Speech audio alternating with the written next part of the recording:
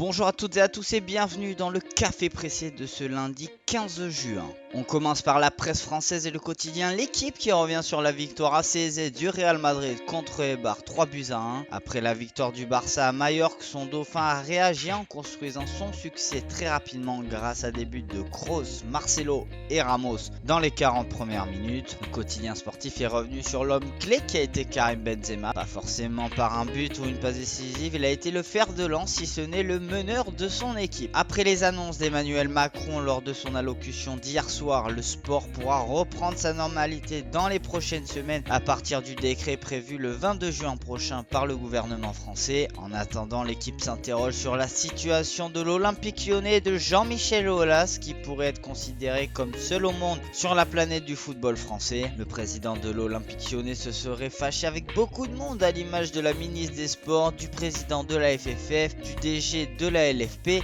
ou encore le président de l'OM. Une fronde anti-OL qui pourrait avoir plus de répercussions qu'il n'y paraît en première lecture. Sur un autre dossier, si Mbaye Niang était parti pour rejoindre une destination plus exotique que l'Olympique de Marseille, cela pourrait être le cas pour l'ancien joueur du stade Malherbe Caen qui n'écarte pas la possibilité de rejoindre le club qatari d'Al Ahly avec le stade rennais qui souhaiterait au moins 20 millions d'euros pour le laisser partir. L'international sénégalais aurait des doutes sur le fait que le club olympien puisse se positionner financièrement sur le dossier, une somme que le club qatari de Mario Mandzukic et Mehdi Benatia pourrait offrir. Un moyen de pression sur l'OM, aucunement à en croire les déclarations d'un membre de son entourage puisque Mbaye Niang est conscient des difficultés financières de l'OM, affaire à suivre. En Espagne, AS met en avant que le Real Madrid hausse le point pour réagir à la victoire du Barça. Le quotidien ibérique revient sur deux faits de la rencontre. Le but à la 37e minute de Marcelo qui réalise une frappe surpuissante dont il a le secret pour inscrire son premier but de la saison tout en rendant hommage à George Floyd.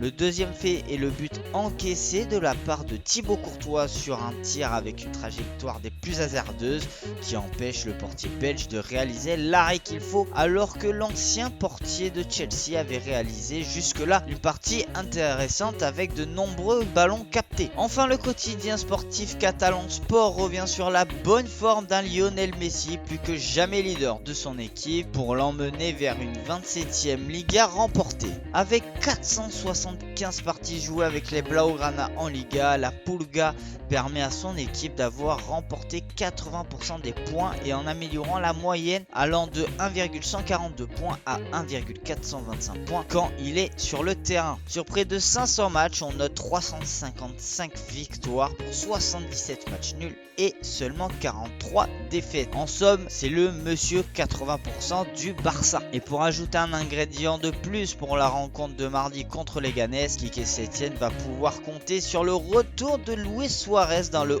11 à en croire Sport. L'international uruguayen serait prêt à être sur le pont en tant que titulaire pour permettre au Barça d'asseoir sa domination sur le championnat. De l'autre côté des Alpes, depuis samedi soir, si un homme est bien mécontent, il s'agit bel et bien d'Antonio Conte. L'entraîneur de l'Inter a déjà fait savoir à sa direction qu'il souhaitait avoir une équipe Nerazzurra plus expérimentée pour se rapprocher de la voie des titres. Pour se rapprocher de cette expérience, le nom d'Arturo Vidal est dans toutes les têtes ou presque, mais le milieu de terrain chilien ne serait pas considéré comme une priorité actuellement. Sandro Tonali est toujours la pierre angulaire tant estimée et espérée pour faire un réel saut de qualité. Antonio Conte a donné la marche à suivre au club lombard de suivre ses indications. Enfin, si un joueur de l'Inter a la tête dans le guidon, il s'agit bien de Lautaro Martinez. Courtisé par le Barça, le Taureau ne marque plus depuis près de 6 rencontres avec les Nerazzurri. Une discussion devrait avoir lieu entre lui et son entraîneur ce matin pour comprendre sa partie contre le Napoli qui a été très pauvre sur le plan qualitatif et surtout savoir si les sirènes du mercato ne lui montent pas trop à la tête. En cas, Alexis Sanchez pourrait refouler un peu plus régulièrement les pelouses et être plus qu'une vraie alternative.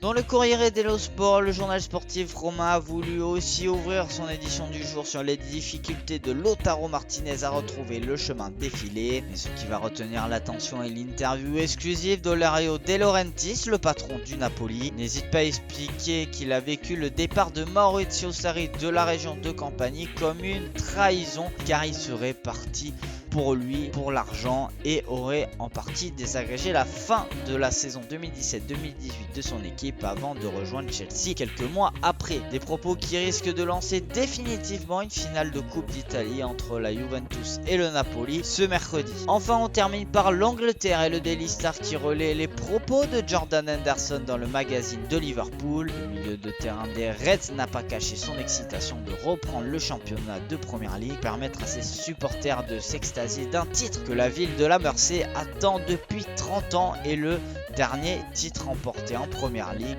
en 1990. Voilà, c'est tout pour ce café pressé du 15 juin. On se retrouve très vite pour un nouveau numéro.